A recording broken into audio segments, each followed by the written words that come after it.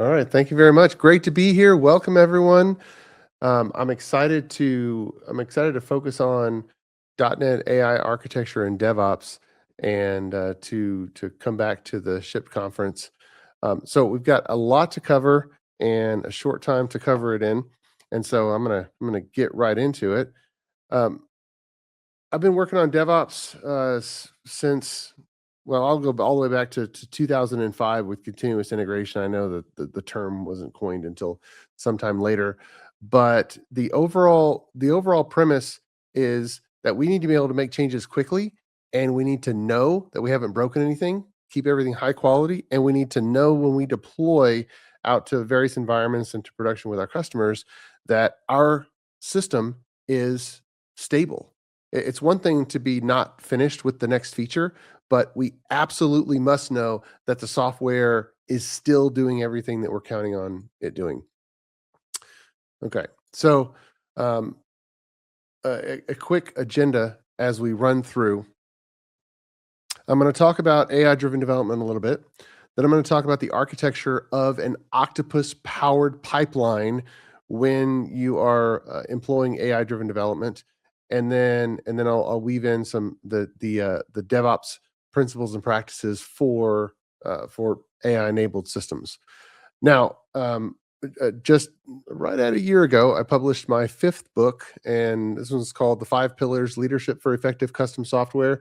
And if you want to use that QR code, do a screenshot, put your smartphone up to it, I'd be happy to get you a free electronic copy of the book. You can also go on audible.com if you like audiobooks, or Amazon for print books, hardcover and softcover, as well as ebook in the Amazon Kindle store. So you can do all those things.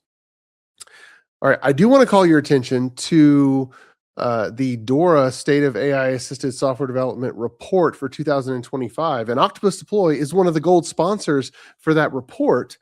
And I'm just going to pull up a little bit of what was in that report. Now, this is 2025. There's also some reports from 2024, but if we remember correctly, Cursor came out at the end of 2025, and Copilot came out in May, and of course you've got Claude, and you've got JetBrains Junie, and so many more, and then the open code, open source tool. And there's been some interesting findings. The organizational performance has increased by 10%. Valuable work has increased by 8%. Code quality has increased by 7%. Product performance, the blue dots above zero, those are all good things. The amount of burnout or friction in software development hasn't really changed much. Those are hovering very close to zero. So that hasn't changed much. But I do want to call your attention to the software delivery instability. That means that the instability of software delivery for teams using AI coding tools has increased 10%. That's right. That's a bad thing. 10% more instability, or 10% less stability for teams that are trying to generate code with AI. That's here in 2025.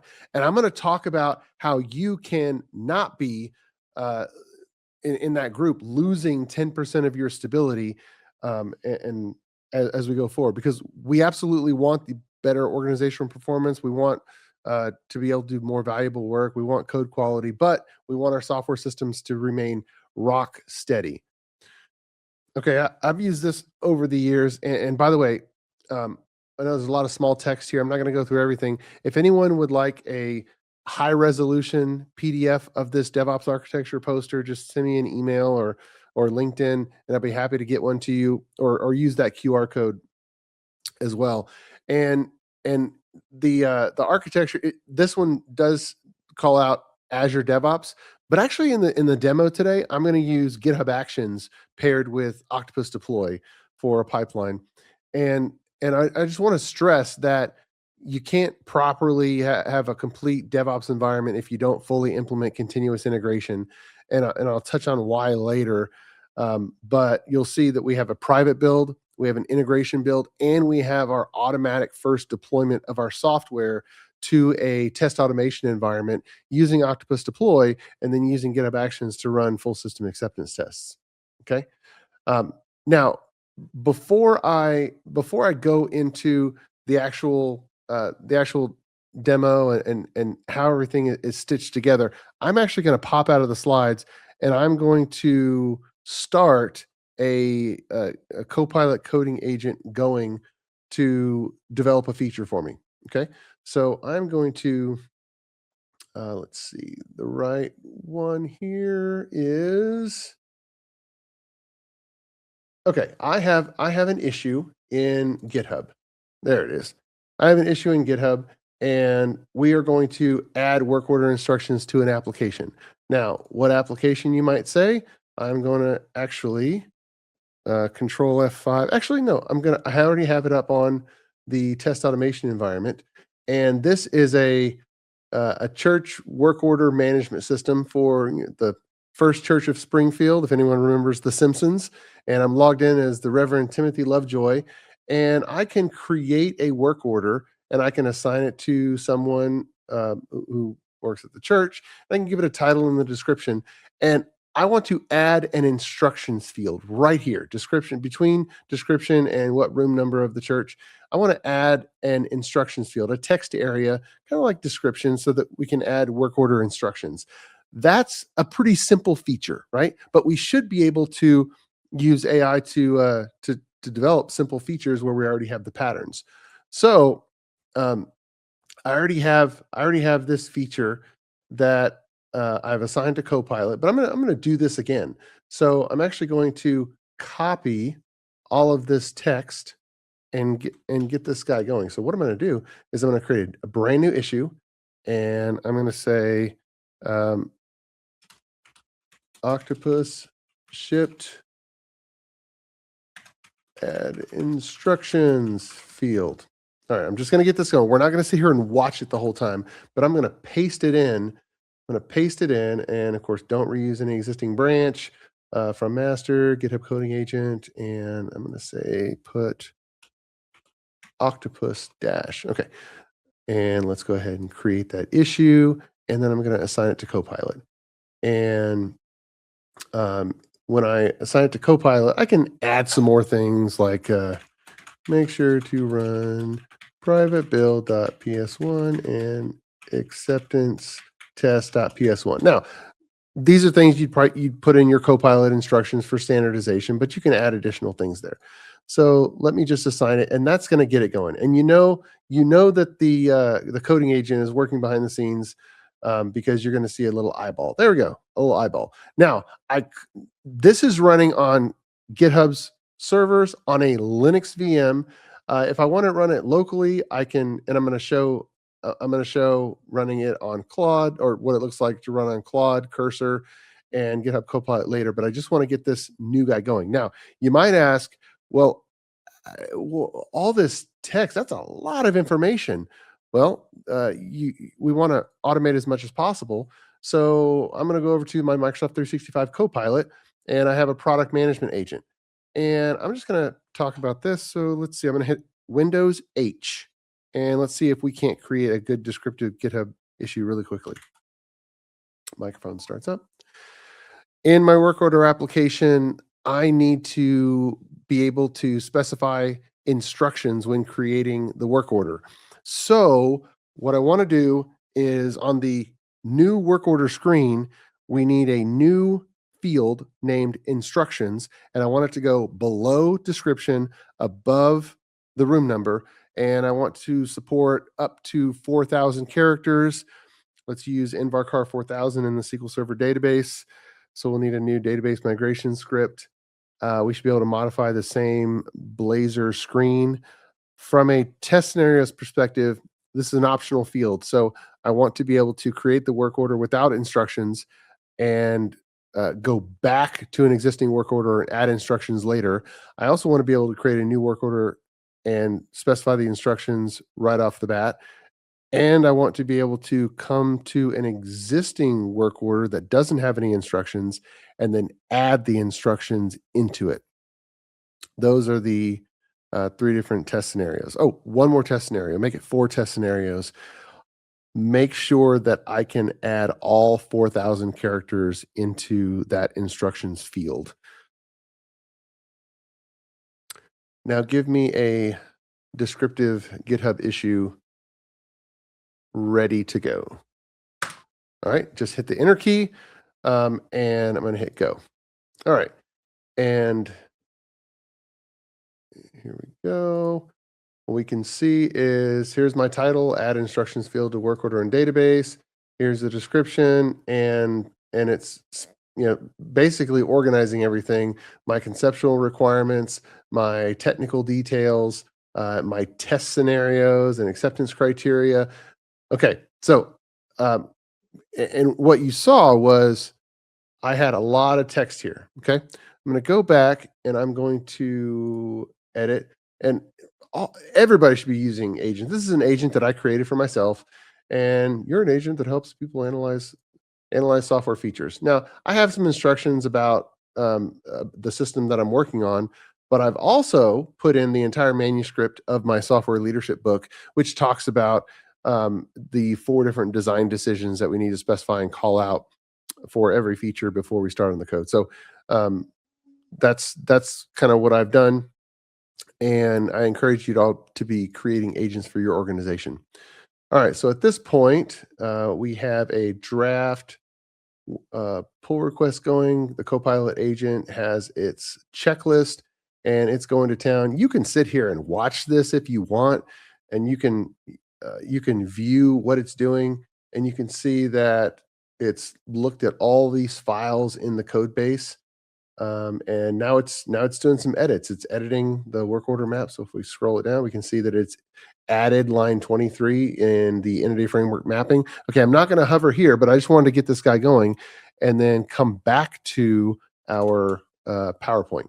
Okay, so now I'm back in PowerPoint, and I want to show you how we're stitching together GitHub Actions with Octopus Deploy for a complete DevOps environment when doing AI-driven development. So this is the architecture of an AI DevOps environment. So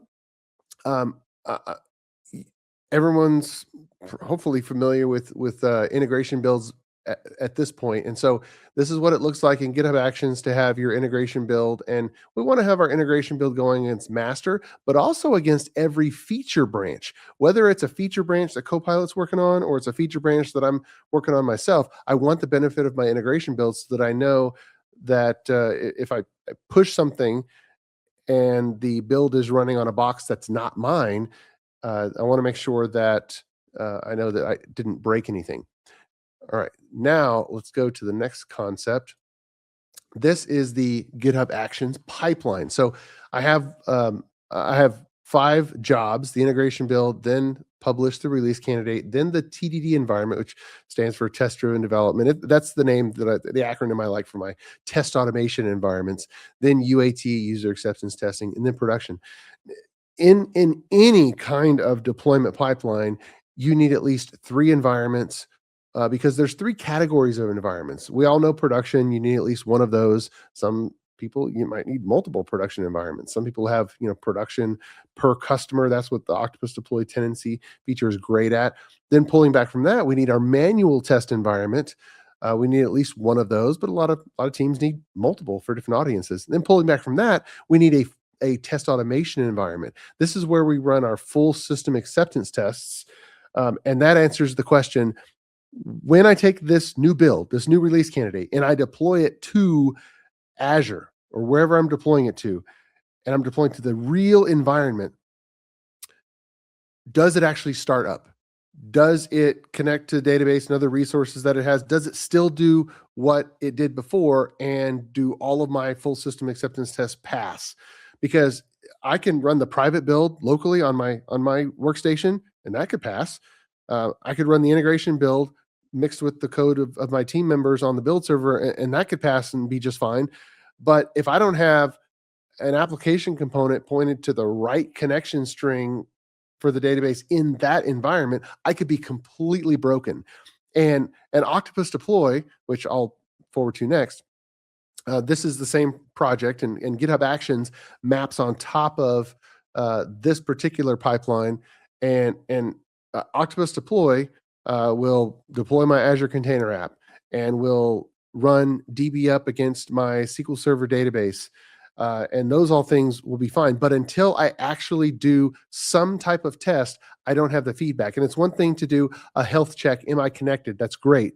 But I need to run my ever growing full system acceptance test against the deployed environment.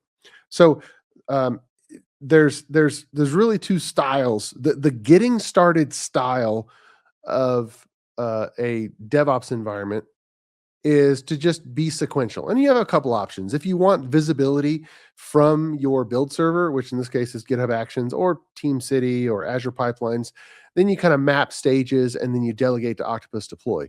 That's your getting started stage. But what ends up happening is that you end up having multiple UAT environments and multiple production environments, and you have more complicated life cycles that the build servers don't support. And so then what happens is you end up just doing your integration build and publishing, and then you hand off to Octopus, and then you're doing your deployments using the Octopus deploy dashboard. And then you have your run books that are sizing up environments and sizing it down and restarting services. So just for context, if I jump into this particular process, just to show you, I mean, it's as simple as it gets. The TDD UAT prod lifecycle, and these are the steps for deploying this particular application. We just upgraded this application to .NET 10, and we are opening Azure SQL, the firewall, so that we can actually run from an Octopus worker. We're opening the firewall at the beginning and then closing the firewall at the end so that we don't leave a perpetual firewall rule available outside of Azure. And then we run DB up. We run the database migration, which is inside of a PowerShell file. And then we add a revision to our container app, and that's it. And so as we come back, when we run this, we can see that all of our stages pass. And I'm going to show you a few other details before I go back to the interactive demo. When I am inside my YAML file for a GitHub action, for those of you who have never used GitHub Actions before, there are two there's two steps that are really important for the test automation environment. And one of them is to deploy the actual release. So we created the release, but now we're actually going to deploy to the TDD environment. And so we're going to use the deploy release action that's provided by Octopus. We're going to give it some environment variables and the release number. So you have to have full traceability. So if my release is 1.3.777, if that's my new build, well, I want to call that release in Octopus deploy the exact same thing, 1.3.777. And so adopt semantic versioning, and whether you have three number versions or if you have 4 number versions, use the same thing on your build server as you do an Octopus deploy, so you have absolute good traceability. Okay, so we are going to deploy. Then we are going to use the await task action, and this is in the V3 of the APIs, and we are going to wait until the TDD environment completes. Why? Because we need to run a test suite against the deployed TDD environment with that new release candidate. And so the deploy release action, that returns immediately, okay? If we tried to run tests right after this, well, Octopus deploy isn't quite finished. And so we use the await task action to cause GitHub Actions to wait for Octopus deploy to finish doing that deployment. And now we have a deployed application where we can run our tests against. Okay. Now, I have delegated one feature to the computer, but I want to go over a survey of all of these coding tools and some of the important differences so that you can be aware of that and you can enhance the architecture of your DevOps environment for AI. Okay. And Cursor, it's one of the first movers in our industry. We have Cursor, we have VS Code with Copilot, we have Visual Studio with Copilot, we have Claude.ai, which is actually in a web browser. We have Claude Code CLI, which is on my local workstation. We have JetBrains Writer with Junie. We have the GitHub Copilot Coding Agent. which now has amassed an acronym, CCA, because nobody wants to say Copilot Coding Agent. And then we have the GitHub Claude agent, which is provided by Claude, and it runs as a GitHub action. And then we have the Claude Code iPhone app, which you can literally start and delegate a feature on your iPhone. And then we have Open Code, which is an open source tool similar to Claude Code CLI, and it runs on the local workstation. So I want you to pay special attention to where this actually runs, the execution environment. And notice that some of them run on my workstation, the local workstation. VS Code with Copilot, Visual Studio with Copilot. When it's running on my computer, I'm running Windows. And if it's running on my computer, then it's running Windows. It has everything necessary for it. But look at the ones where the operating system is Linux. Claude.ai, GitHub Copilot Coding Agent, Claude Code Agent, Claude Code iPhone. Those are running on Linux VMs. And the one that I just kicked off at the beginning of this presentation was the Copilot Coding Agent. All right, that is running on a Linux VM. Now, it's really important to analyze your particular environment, because chances are, if every bit of your DevOps automation has run on Windows computers, and now you want to take advantage of AI-driven development, you're on GitHub, you're going to want to use some of the Linux-based AI coding tools like CCA and like Claude Agent, and those are running on Linux. So you're going to have to go through your PowerShell scripts and all of your automation and your build chain and your testing. And while .NET 10 is fully Linux compatible, some of the commands in our build scripts aren't necessarily, if we haven't run. Chances are there's going to be something that kind of assumes it's being run on Windows and isn't Linux compatible. So you're going to have to go through that exercise, but I want to stress to you why.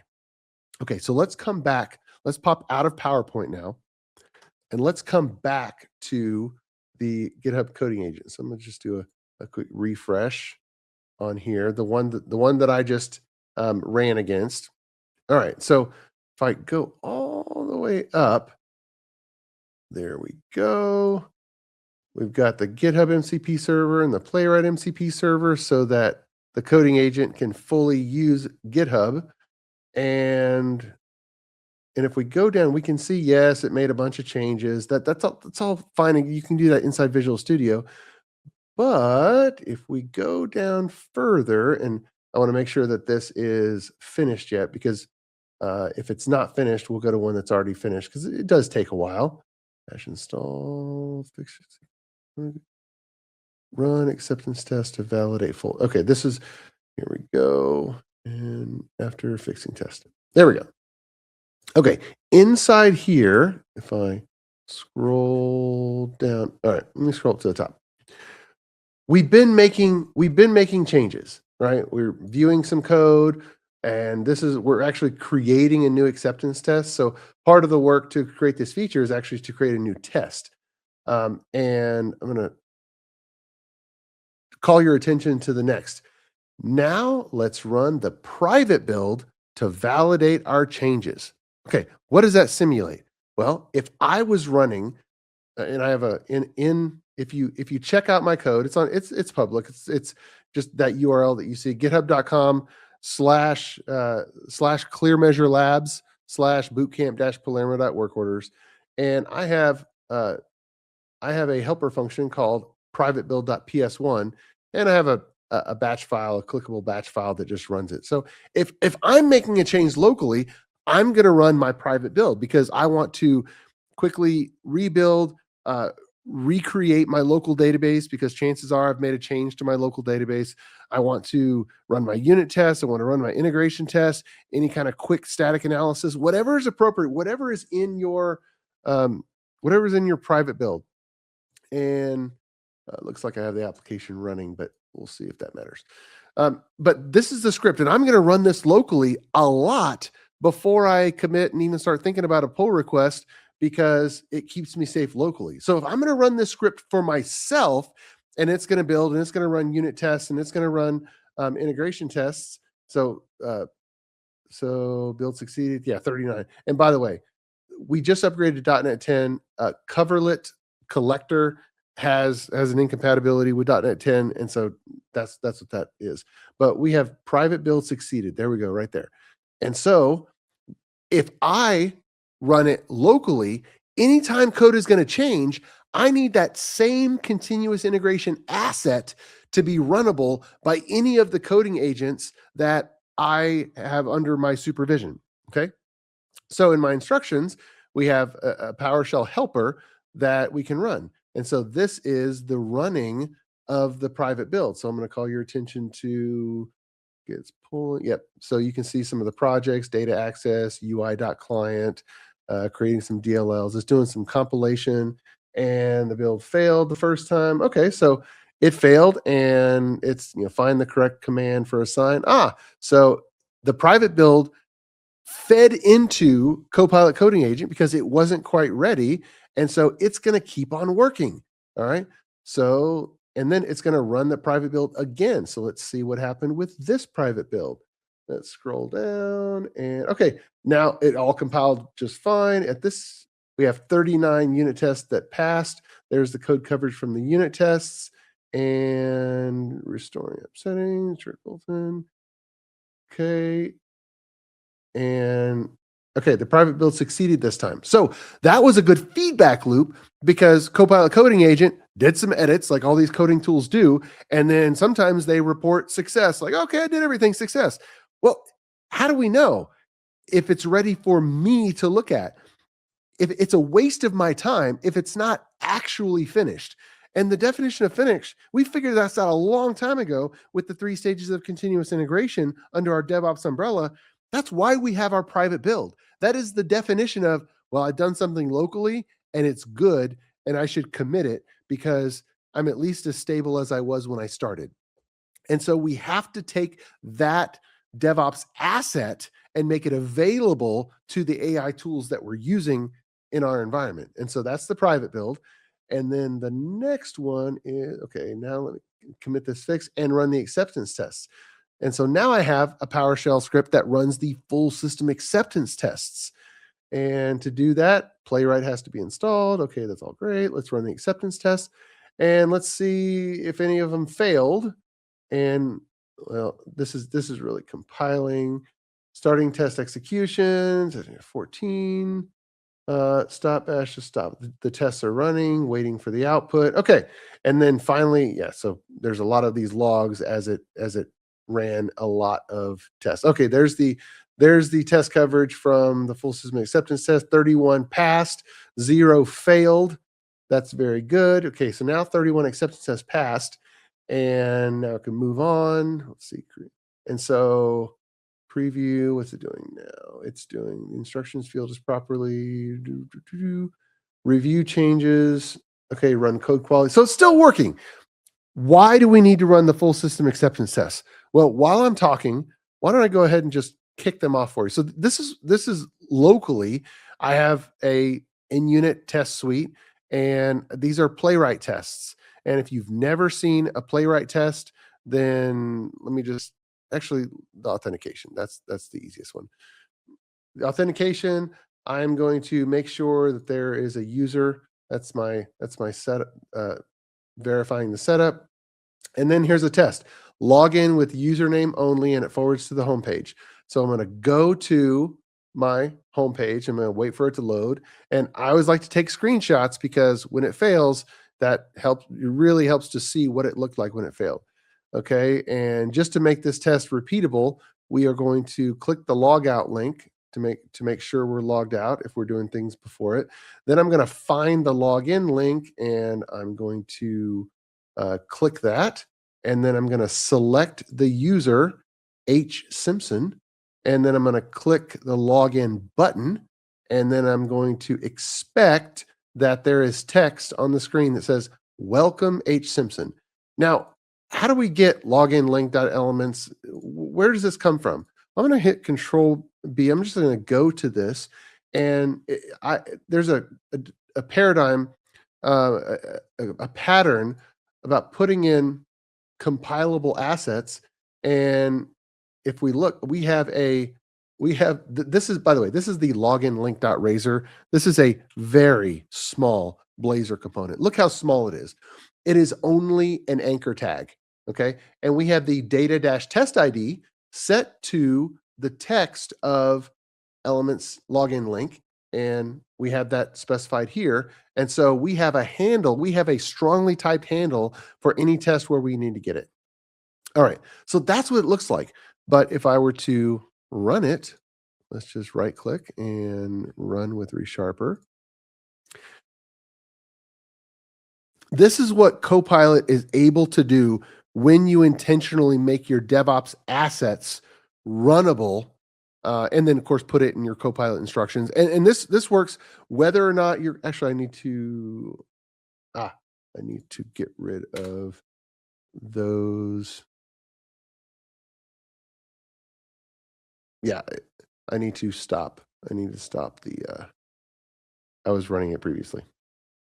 Okay.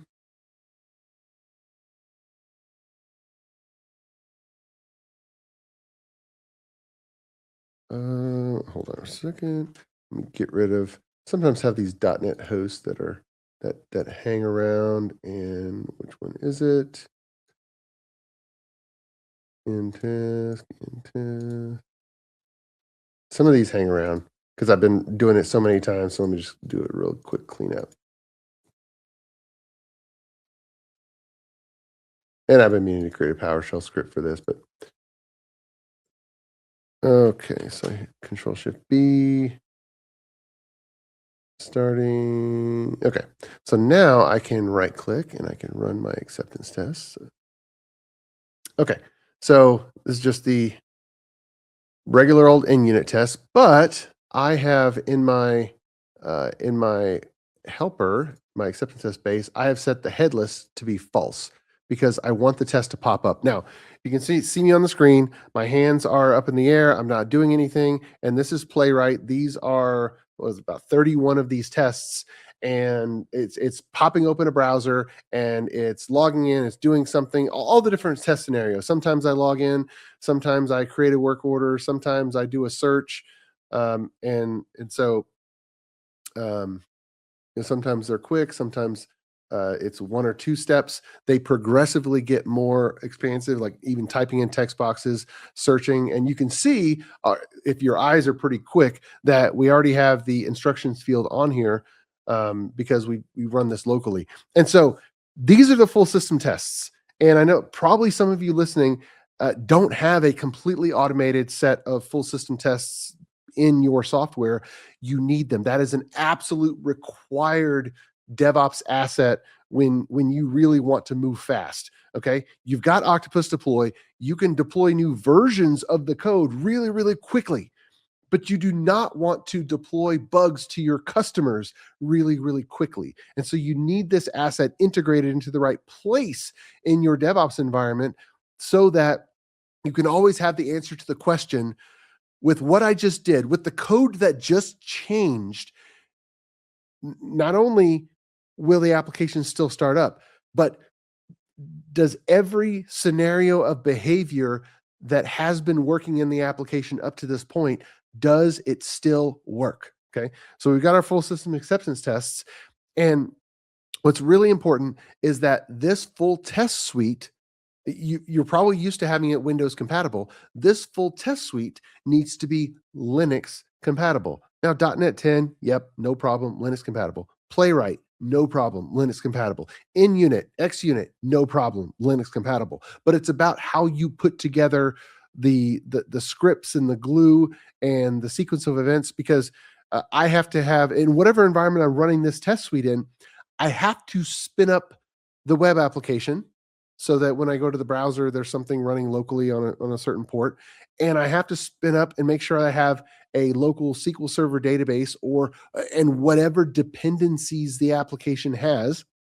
And if my application has multiple websites or a web application, a public one, and then a backend admin only web application, and then a web service API web application, and then a back-end job or a couple of service workers. All those things need to be spun up and active so that I can run this suite of full system tests. Okay. And I'm just running on the screen. This is a very, very powerful suite of tests, because if there was anything messed up in the code where adding this instructions field caused something that was working before to not work, well, then I would find out right away, and I would know that something is hosed on that feature branch. That is very, very important feedback to get, because if you allocate something simple like this and you think, you know what, let me delegate it to the computer. Let me give it to one of these coding agents and just set it aside, and let me go off and let me do something else. Let me work on a complicated feature, or maybe the next architectural enhancement to the system. Let me focus my brain on that while the computer is working on something easy, like just adding a new field. That's super easy. Then when the computer reports success status, just like Octopus, when Octopus deploys, when it reports successful deployment, we need to have it set up so that it really means that everything was successful and I'm ready to go. So when the Copilot coding agent reports success, it really needs to be success. It needs to be that, yep, this enhancement has been made and the software is stable and all previous tests pass, and that new tests that are there pass as well. So it looks like the coding agent that we started at the beginning of the presentation has now completely finished. Yeah, completely finished. So instructions field, there it is, supports up to 4,000 characters. And then we can look at the code that has changed. So we can also see that it created some brand new full system acceptance tests, because I have a pretty robust Copilot instructions file. So it's creating new unit tests, it's creating new integration tests, and it's creating new full system acceptance tests. And I can look and I can make sure now in my pull request, the pull request is actually useful, because I'm not wondering if my code base is hosed. I'm not wondering if something is broken. I'm actually looking and saying, okay, am I happy submitting this code as mine to my team? This is business equipment. The Copilot coding agent, whether you use that or Cursor or Claude or any of them, yes, it's helping us do things faster, but they are my tools, and it is up to me to submit my code changes to my team. And there's nothing more disrespectful than for me to submit code to my team and say, I don't know if this is good. The computer kind of did this code anyway, so somebody let me know if it's good. No, that's so disrespectful. You'd never copy just large swaths of code off of Stack Overflow and just paste it into a Git commit and then send it off to your team with that mindset. No, if I am going to make a commit to the code base, or if I am going to submit a pull request to my team, that is my code. It doesn't matter what tools I used to get it there, whether it was just basic IntelliSense to help, fill in some blanks, or ReSharper to do some of the smaller blocks, or if I use more powerful tools to generate even more. That is my code, my responsibility. And so now I can look through and I can see, am I happy with it? Does it follow my patterns? So as I close up here, I go back to the slides. I want to call your attention to all of these options, and some of these and more are going to be on Linux. So you need to have all of your DevOps assets. You need to enhance the architecture so that they run equally well on Linux as well as Windows, and that's going to open up and make available to your coding agents all of your DevOps assets, so that when you're ready to go to a pull request, it's what you want. All right, I'm including some screenshots, because this is Cursor, and this is what Cursor looks like when it's finished with a feature. Just see, if you've never used Cursor, this is what it looks like. It's a fork of the VS Code code base, and you can have multiple agents. It uses a Git working trees so that you can actually have multiple feature branches going at once, and you can have lots and lots of different features being worked on your computer. Now, if you're going to run if you're going to run multiple coding agents on your computer and they're all going to be running your private build and you're all going to be running these tests, then your test suites and your local environment need to be parallelizable so that one instance of a running private build or acceptance test doesn't change your local database or change something that causes another run of it to fail. So that's another thing to think about if you're going to have multiple of these running on your computer. All right. This is what GitHub Copilot looks like in Visual Studio. You're probably most familiar with that. This is JetBrains Junie. This is Rider. This is JetBrains Rider with Junie Pro. And what I like about this is on the right-hand side, you have the rundown of what it's doing. And then in the middle pane, it has the overall plan that it's kind of working down. So that's an interesting touch that JetBrains puts in. All right. And this is Claude CLI. This is in the terminal, completely command line. And I've actually been using Claude CLI, and now Copilot CLI is in preview, but I've been using Code CLI a lot just in environment cleanup. For example, I create lots of databases locally. I'll say, hey, all of the databases named such and such, delete those databases locally. And it's slinging PowerShell for me and saving me a lot of time. I've even used Claude CLI to increase my screen brightness on my laptop because it can run any command line. All right, and this is what the Claude agent in GitHub looks like. All right, when you delegate this type of feature to it, and this is what Claude Code.ai looks like in the web browser, and this is in a constrained Linux container, so it can generate.